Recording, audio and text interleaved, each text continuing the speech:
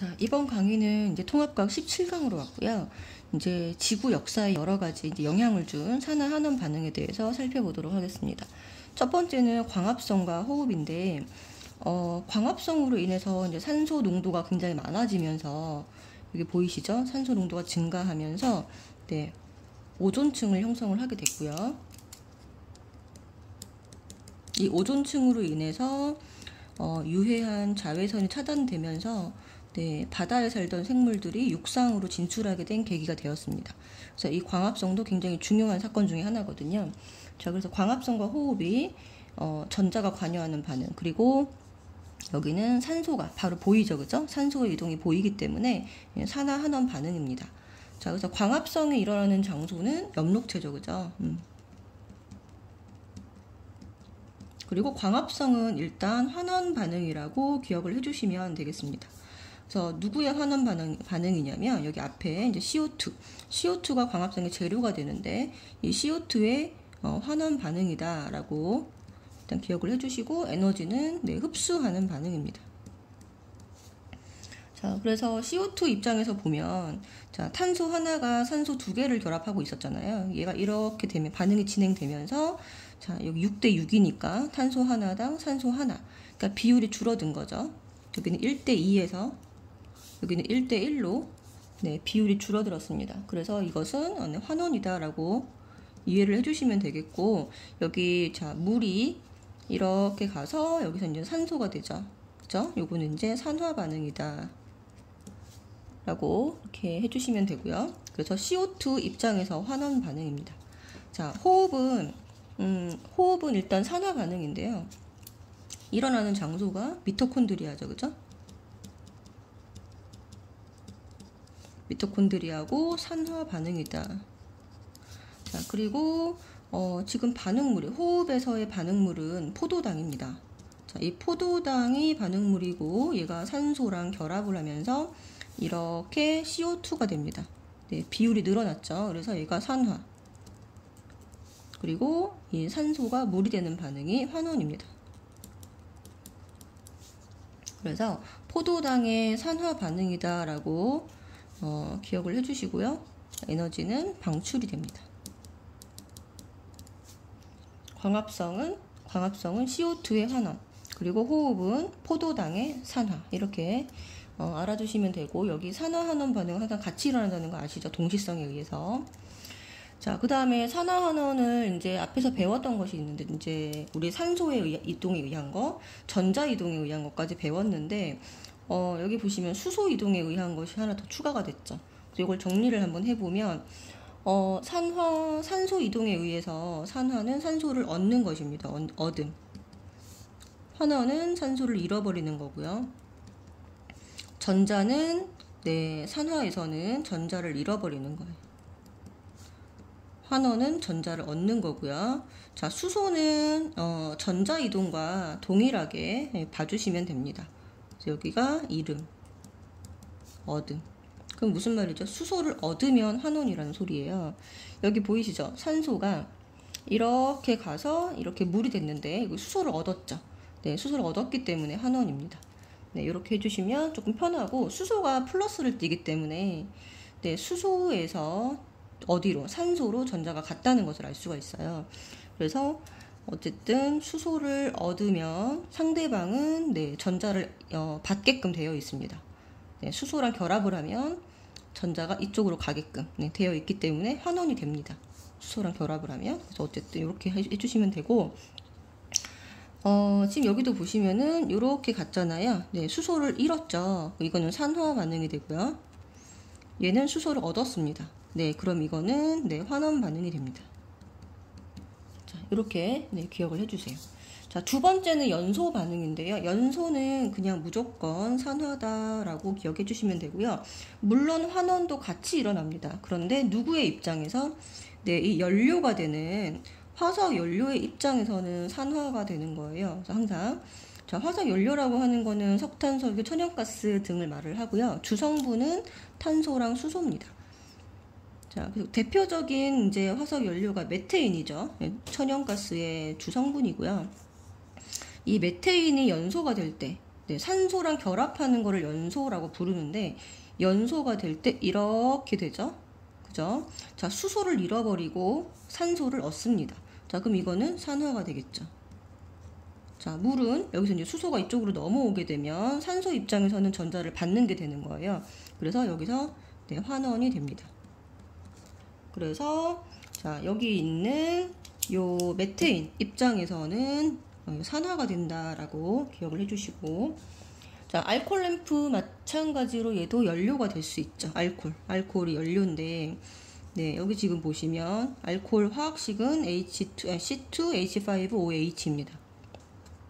얘가 연소가 되는 방법은 두 가지가 있어요. 산소가 충분할 때는 완전 연소가 돼서 CO2가 만들어지고, 산소가 부족할 때는 네, 불완전 연소가 됩니다. 자, 그렇기 때문에 여기도 똑같이, 자, 여기 완전 연소일 때는 CO2, 불완전 연소일 때는 CO가 만들어지게 돼요. 그죠? 자, 그렇지만 완전 연소이거나 불완전 연소이거나 상관없습니다. 이쪽으로 갈 때, 이렇게 될 때 산화 과정이라고. 네, 연소가 되면 다 산화이다. 이렇게 기억을 해주세요. 자, 마그네슘의 연소 마찬가지입니다. 마그네슘도 이제 드라이 아이스랑 반응을 하면서 마그네슘이 연소가 되는데요.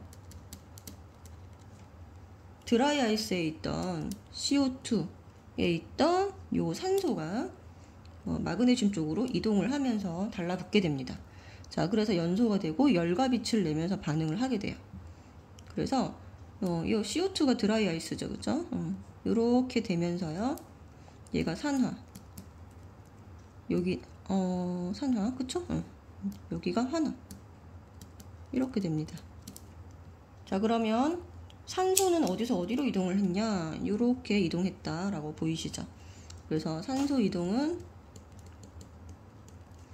CO2에서 Mg로 갔고요.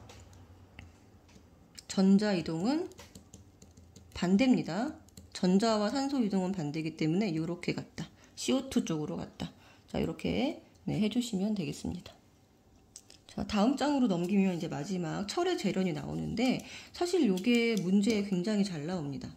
철의 재련. 철의 재련이라는 말은 뭐냐면, 섞여 있는 이런 철 광석이라든지 이제 불순물이 섞여 있는 여러 가지 이제 금속들이 있어요. 그래서 이런 금속들을 순수한 철 또는 뭐 구리 이런 것들을 만드는 과정을 네, 재련이라고 합니다. 재련. 자, 순수한 금속을 얻는 과정이다라고. 근데 여기에 산화환원 과정이 산화환원 과정이 들어간다라는 거죠. 환원에 의해서 순수한 금속을 얻는 과정이다. 자, 철은 자연계에 이 산화철, 삼산화철 형태로 존재를 하게 돼요. 여기 있는 게 삼산화철이죠. Fe2O3 얘가 삼산화철인데, 요걸 가지고 이제 얘에서 산소를 떼어내야 되기 때문에 환원제라고 하는 물질이 필요합니다. 그래서 1단계는 환원제를 만드는 단계인데요. 그래서 코크스라고 하는 탄소로만 이루어진 물질을 불완전 연소를 시켜서 환원제 역할을 매우 잘 수행하는 CO라고 하는 물질을 만들게 됩니다. 자, 여기도 네, 코크스의 산화. 코크스를 산화시키는 거죠. 연소시킵니다. 자, 이때 네, 불완전 연소를 시켜서 산화를 시키는 거예요. 그래서 자, CO라고 하는 일산화탄소를 만들죠. 이 과정의 산화입니다. 산화하고 여기에서 사용됐던 이 CO가 여기 밑으로 그대로 이용이 됩니다. 여기 보이시죠? 네. 자, 그럼 2단계는 뭐냐면 지금 이게 산화철이죠, 그죠? 산화철의 환원. 자, 되돌아가는 거니까 산소를 떼어내는 거기 때문에, 자, 2단계가 이제 드디어 철을 얻는 과정이죠. 산화철의 환원. 그래서 이렇게 되면 여기가 환원이 되고, CO는 산소를 얻어서 네, CO2가 됩니다. 자, 그래서 여기는 네, 산화 이렇게 되겠죠. 자, 그럼 여기서 CO의 역할이 뭐냐? 여기 있는 네, 산화철을 남을 환원시키면 자기 자신은 뭐 하는 거야? 산화되는 거죠. 남을 환원시키는 거기 때문에 얘가 환원제 역할을 합니다. 환원제 역할을 하면서 이 산화철을 환원시키는 물질이다 라고 기억을 해주시면 되겠습니다. 그래서 여기에 들어갈 물질을 이렇게 네모칸을 쳐놓고 이런 식으로 문제가 나오기도 하니까요. 요 일산화탄소를 꼭 기억을 해주시면 좋을 것 같습니다. 일산화탄소, 이산화탄소 만들어지는 물질에 이렇게 기억해 주시고 1단계, 2단계는 둘 다 산화환원 반응이 맞습니다. 그래서 산화환원, 산소가 이동하는 산화환원 반응이고요. 그 다음에 3단계는 이제 석회석에 있는 불순물을 제거하는 반응인데요.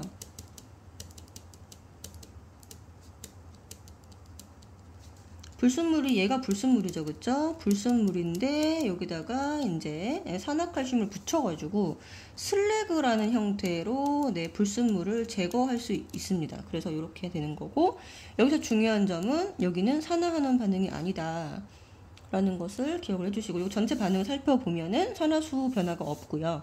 전자 이동이 없습니다. 또는 산소의 이동이 라고 기억을 해주시면 되겠습니다. 자, 그럼 밑에 이제 기타 산화환원 반응을 볼 텐데 일단 이제 갈변, 과일의 갈변이죠. 자, 이거는 이제 과일, 사과나 이런 것들이에요. 이제 깎아 놓으면 갈색으로 변하죠. 과당이 산화가 되기 때문에 색깔이 변하는 거고요. 자, 손난로 안에 아주 미세한 철이 들어 있습니다. 이건 철 가루가 들어 있고. 이 철 가루를 흔들면 산소랑 만나게 되겠죠? 자, 부직포에 구멍이 뻥뻥 뚫려 있으니까 산소랑 만나게 돼서 철이 산화가 되면서 열을 내는 게 바로 손난로의 원리입니다. 자, 그다음 반딧불이 루시페린이라고 하는 물질이 산화가 되면서 빛을 내는 거고요. 살균, 이거는 하이포 염소산이라는 것이 환원이 되는데 자신은 환원이 되고 이 다른 미생물 단백질을 산화시키면서 파괴를 하게 됩니다. 그래서 균을 없애는 원리는 하이포 염소산의 환원 이렇게 해주시면 되고요.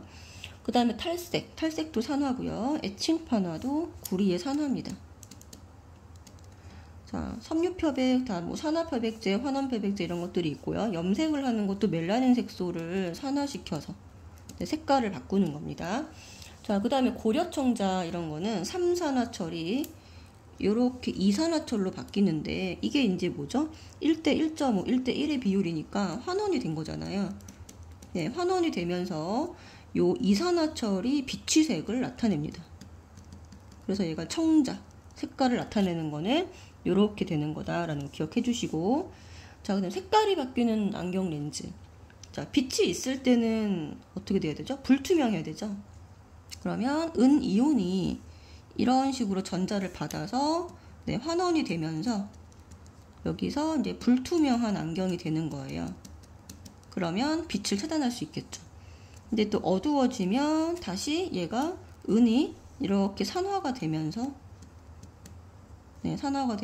투명한 안경이 된다라는 겁니다. 그래서 여기서는 은의 입장에서만 생각을 해주시면 될 것 같아요. 자, 그 다음에 항산화제. 이게 이제 가끔 문제 나오는데, 항산화제도 이제 호흡 과정에서 우리가 활성산소라고 하는, 산소가 발생이 됩니다. 유해한 산소죠. 호흡 과정에서 산소가 온전하게 이용되지 못하고 남아있는 산소예요. 근데 이 활성산소가 다른 세포나 효소나 호르몬, 우리 몸에서 중요한 기능을 하는 물질들을 파괴시키는 이런 성질을 갖고 있기 때문에 항산화제라는 것을 섭취하거나 아니면은 이제 우리 몸에서 만들 수는 없으니까 주로 음식이나 약을 통해서 섭취를 하게 되거든요. 그래서 이 항산화제가 활성산소랑 먼저 반응을 하는 거예요. 본인이 산화되는 거죠. 그래서 자신이 활성산소랑 결합을 해서 먼저 산화가 되니까 환원제 역할을 한다라고 기억을 해주시면 됩니다. 자, 항산화제는 뭐다? 환원제다. 아시겠죠? 자신이 먼저 산화된다. 그래서 환원제다. 여기까지 여러 가지 산화 환원 반응에 대해서 한번 살펴보았습니다.